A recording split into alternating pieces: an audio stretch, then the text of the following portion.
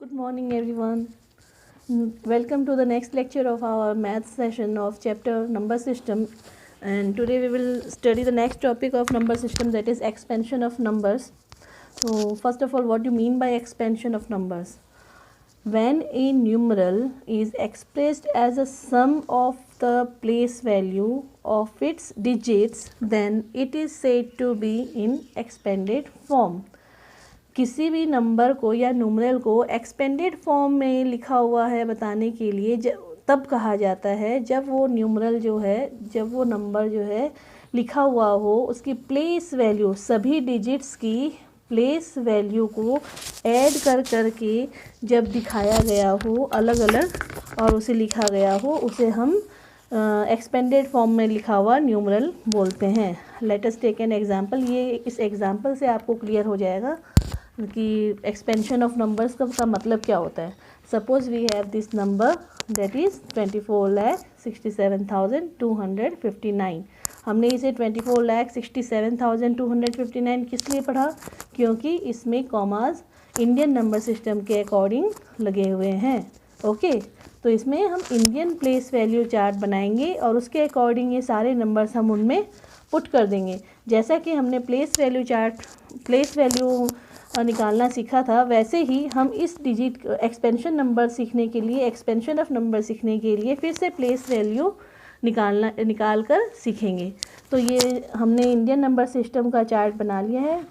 We have main 3 columns, ones, thousands and lakh, and their sub columns of this all 3 columns, that is ones, tens, hundreds, thousands, 10,000, lakhs and 10 lakhs. Now put all the number digits of this numeral into the Indian place value chart. ठीक है. Then start putting from the right side, that is 9, 5, 2, 7, 6, 4, 2. So how we will read it now? 24,67,259. This is how we will put the numeral into the Indian number system chart and how we will read it. Okay, कैसे हम पढ़ेंगे, कैसे लिखेंगे, ये समझ में आ गया. हमने इंडियन प्लेस वैल्यू चार्ट इसलिए बनाया क्योंकि ये कॉमास देख के, कॉमा कैसे लगे हुए हैं, इंडियन प्लेस वैल्यू चार्ट के अकॉर्डिंग लगे हुए हैं. Now come to the next one is place value. अब इस न्यूमरल में जितने भी डिजिट्स हैं, ये सारे डिजिट्स हैं, इन सब की फेस वैल्यू क्या होती है? फेस वैल्यू तो वही होती है जो इन डिजिट्स की, इनकी खुद की वैल्यू है. 2 की 2 है, 4 की 4 है, 6 की 6 है, 7 की 7 है, 2 की 2 है, 5 की 5 है और 9 की फेस वैल्यू 9 है. ओके, तो फेस वैल्यू हमें कैलकुलेट नहीं करनी होती, बट प्लेस वैल्यू जो है वो हम कैसे निकालते हैं? हमने प्रीवियस लेक्चर में पढ़ा था कि प्लेस वैल्यू ऑफ 9 इज़ 9 हमारे वंस के कॉलम है, तो इसका प्लेस वैल्यू है 9 ones, that is 9 multiply by 1 equals to 9. Okay, then place value of 5 is 5 tens, tens के कॉलम में है, 5 tens equals to 5 multiplied by 10 is place value of 5 is 50. Then place value of 2, 2 कौन से column में आता है? 100 के. Then 2 hundreds, that is 2 into 100 multiply is equals to 200. तो 2 की प्लेस वैल्यू क्या हो गई? 200. लाइक वाइज 7 थाउजेंड्स के कॉलम में है, तो 7 multiplied by 1000 equals to 7000 place value हो गई 7 की. 6000, ये place value of 6 in this is 6 10,000, 6 multiplied by 10,000 is equals to 60,000. 4 की प्लेस वैल्यू क्या है? 4 लैक्स, लैख के कॉलम में है, 4 multiplied by 1 lakh equals to 4 lakh. 4 lakh हो गई 4 की प्लेस वैल्यू.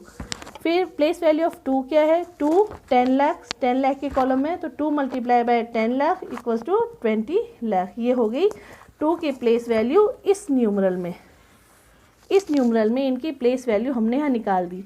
तो अब इसका मतलब ये हो गया, जब हम ये प्लेस वैल्यू निकाल लेते हैं, ये प्लेस वैल्यू जब हमने निकाल ली, तो इस प्लेस वैल्यू को जब हम अलग से इस तरीके से लिखेंगे, प्लस प्लस लगा के, दैट इज़ नीचे से स्टार्ट करेंगे from the bottom of the place value, that is 20 lakh plus 4 lakh plus 60,000 plus 7,000 plus 200 plus 50 plus 9. तो ये जो हमने लिखा, ये स्टेटमेंट ऐसे प्लस करके जितनी भी प्लेस वैल्यू थी सब डिजिट्स की, उनकी प्लेस वैल्यू को जब हमने ऐड करके लिखा, तो ये हमारी बन गई एक्सपेंडेड फॉर्म ऑफ न्यूमरल 24,67,259।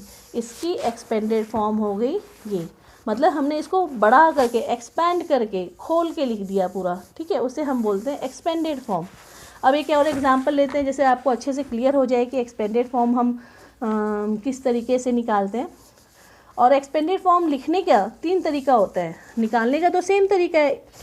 यहाँ पे हमने तरीका निकाला था ना, या तो हम 9 1s 5 10s ऐसे प्लस कर सकते हैं, 2 10 lakhs, 4 + 4 4 lakhs, +6 10,000, +7,000, +2 hundreds, +5 10s, +9 1s। या तो हम ऐसे लिख सकते हैं, या फिर हम ऐसे लिख सकते हैं प्लस कर करके, या फिर हम ऐसे लिख सकते हैं, ये कॉलम, एक ये कॉलम, एक कॉलम। ये 3 तरीके होते हैं हमारा एक्सपेंडेड फॉर्म को एक्सप्रेस करने के लिए। बट जनरली हम लोग ये जो लास्ट वाला है, इसका इन सब का कंक्लूज़न जो निकलता है, उस कंक्लूज़न को हम यूज़ करते हैं जनरली एक्सपेंडेड फॉर्म में प्रेजेंट करने के लिए। लुक एट हियर, ये एक नंबर है, इसको हम एक्सपेंडेड फॉर्म में लिखेंगे। दैट इज़ यही नंबर ले लेते हैं, सेम नंबर हमने लिया है यहाँ पे, ताकि आपको चार्ट में वापस से ना डालना पड़े और आप समझ जाओ। Expanded form of 24,67,259। इसको हम 3 तरीके से लिख के दिखाएंगे। कौन कौन से 3 वेज होते हैं जिसमें हम एक्सपेंडेड फॉर्म लिख सकते हैं। दैट इज़ 2 10 lakhs, जैसे मैंने बताया था, 4 lakhs, +6 10,000, +7,000, +2 hundreds, +5 10s, +9 1s। यहाँ कई बच्चों को कन्फ्यूज़न हो रही होगी कि मैम ने तो पहले बताया था कि हम जब भी लिखते हैं, इनके नंबर नेम्स लिखते हैं, तो हम एस नहीं लगाते। मैम ने बताया था कि हमें एस नहीं लगाना होता जब भी हम नंबर नेम्स लिखते हैं। तो बेटा आप लोग ध्यान लो कि हम यहाँ पे नंबर नेम्स नहीं लिख रहे हैं, हम इसकी प्लेस वैल्यू लिख रहे हैं। तो जो प्लेस वैल्यू होती है, ये जो कॉलम्स होती हैं प्लेस वैल्यू की, उसमें हमें प्लेस वैल्यू बताने के लिए 10 lakhs लिखना होता है। ओके, ये हम प्लेस वैल्यू बता रहे हैं, ना कि हम इसका नंबर नेम लिख रहे हैं। हम इसे पढ़ नहीं रहे हैं कैसे लिखा हुआ है। हम यहाँ पे 2 की प्लेस वैल्यू बता रहे हैं, 4 की प्लेस वैल्यू बता रहे हैं, 6 की प्लेस वैल्यू बता रहे हैं। इसीलिए इन सब की हम जब प्लेस वैल्यू बता रहे हैं, इसीलिए हमने यहाँ पे प्लूरल फॉर्म में लिखा हुआ है। जब भी हम इसका नंबर नेम लिखते, इसको पढ़ते या इसको लिखते कि क्या है, क्या वैल्यू है, तब हम इसे इस तरीके से लिखते, विदाउट प्लूरल लगाए, बिना एस लगाए हम लिखते। ओके, समझ में आया? इसमें कंफ्यूज मत होना कि मैम कहीं तो बोलती है कि एस लगाओ और कहीं बोलती है एस मत लगाओ। जब हम प्लेस वैल्यू लिखते हैं, जब भी हम प्लेस वैल्यू बताते हैं, तब हम एस यूज़ करते हैं। और जब नंबर नेम लिखते हैं, नंबर नेम जब भी हमारी बात आती है, तो हम एस नहीं लगाते, प्लूरल फॉर्म में नहीं लिखते हैं। ओके, अब इसी एक्सपेंडेड फॉर्म को हम एक और तरीके से लिख सकते हैं, या फिर इक्वल्स टू बोल दो। 2 हमारा 10 लाख था, तो 2 × 10 लाख इसकी प्लेस वैल्यू हो गई, +4 × 1 लाख, +6 × 10 लाख 10,000, +7 × 1,000, +2 × 100, +5 × 10, +9 × 1। ओके, तो ये भी एक तरीका हो गया हमारा। लेकिन फिर हम इसको और छोटा कर सकते हैं, इक्वल्स टू 2 × 10 लाख 20 लाख, 4 लाख, +60,000, +7,000, +200, +50, +9। इसका मतलब क्या हो गया? So expanded form of this numeral, expanded form of this numeral is 20 lakh, +4 lakh, +60,000, +7,000, +200, +50, +9।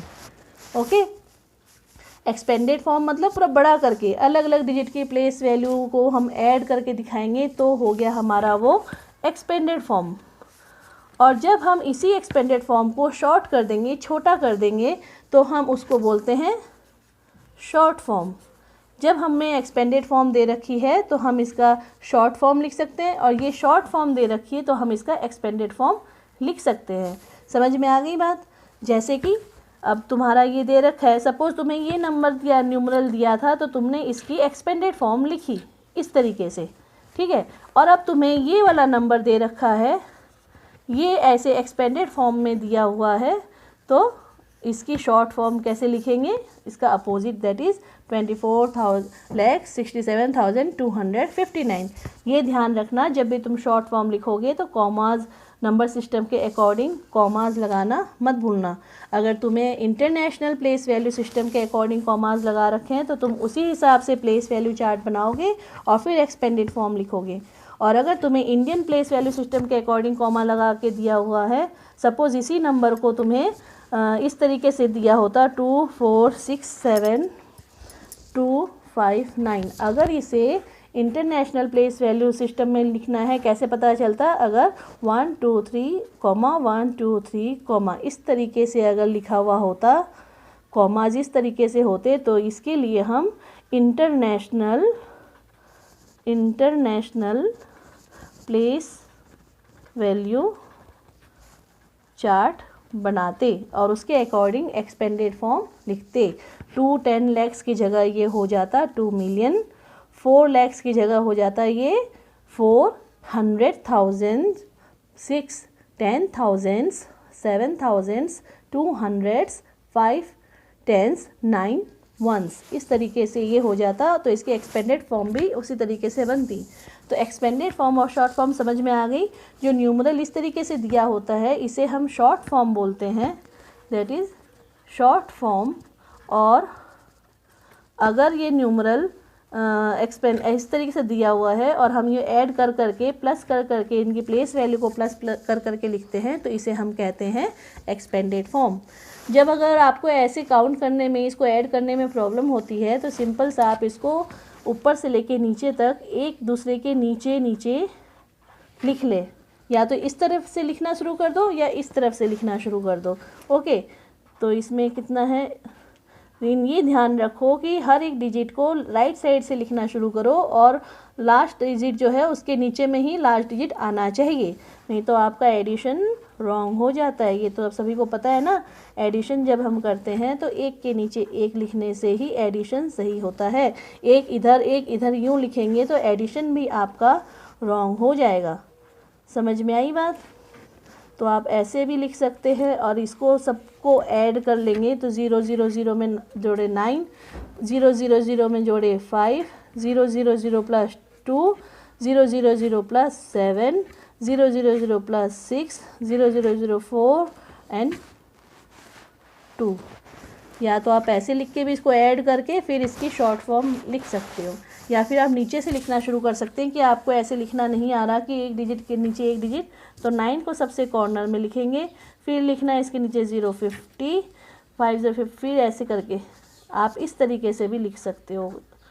ठीक है, आपको जिस तरीके से सुविधा बैठे शॉर्ट फॉर्म लिखने की उस तरीके से आप शॉर्ट फॉर्म इसकी काउंट करने के लिए डिजिट्स को एक के नीचे एक सुंदर से लिखें ताकि आपका एडिशन रॉन्ग ना हो।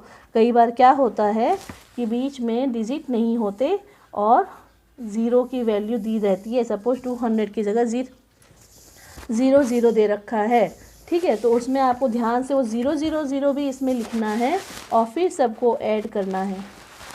ठीक है, समझ में आ गई बात? ये देखो आंसर दोनों तरीके से सेम आएगा। शॉर्ट फॉर्म, एक्सपेंडेड फॉर्म आपको समझ में आ गई। I hope this video have support you and help you to understand the expanded form of numbers. Okay, ये आपकी बहुत मदद करेगा एक्सपेंशन ऑफ नंबर्स करने के लिए एक्सपेंडेड फॉर्म में और शॉर्ट फॉर्म में। Thank you. अगर आपको ये वीडियो अच्छी लगी हो तो लाइक और सब्सक्राइब करें। Thank you, take care, bye bye.